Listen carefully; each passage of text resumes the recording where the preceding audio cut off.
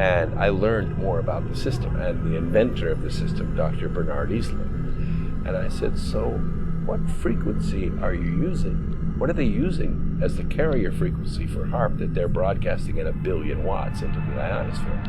And they told me. And my face went white, and I said, you can't use that frequency. If you use that frequency, you can set up a standing wave between the Earth and the ionosphere. And if you create an ion path while you're charging up the ionosphere, you could get a lightning bolt that's 60 or 70 kilometers long. Not like a lightning bolt you see with clouds. I'm talking a major bolt like a kilometer across.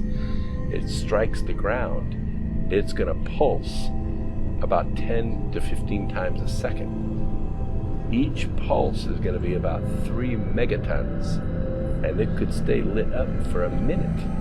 You're talking about wiping 6 inches of soil away with every single pulse. It would destroy the world. You cannot use this system.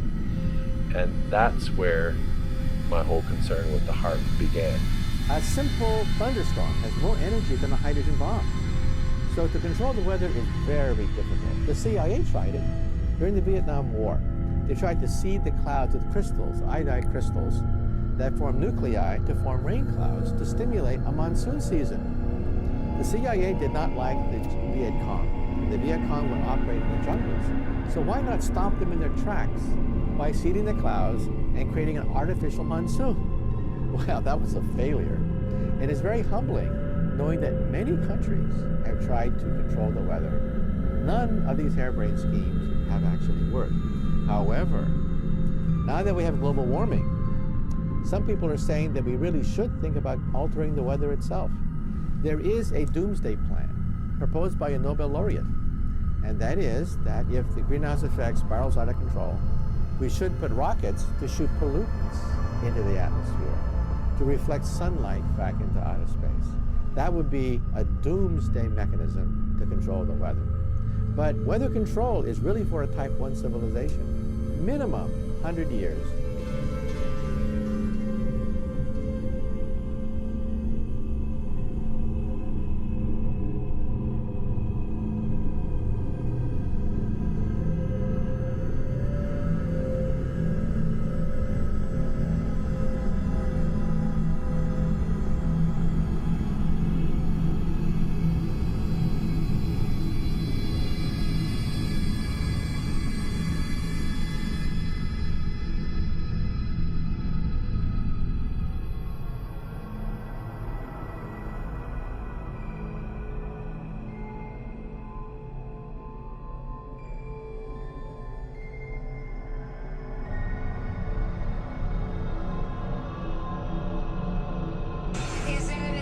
Where HAARP has actually been used in warfare. Yes, in the first Iraq War.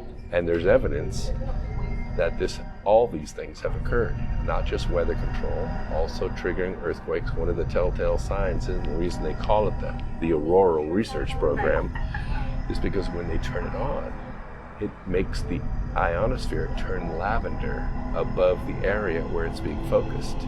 And sure enough, in Chile, in Japan, in different places where these massive quakes have occurred, the sky turns lavender a few hours before the quake happens.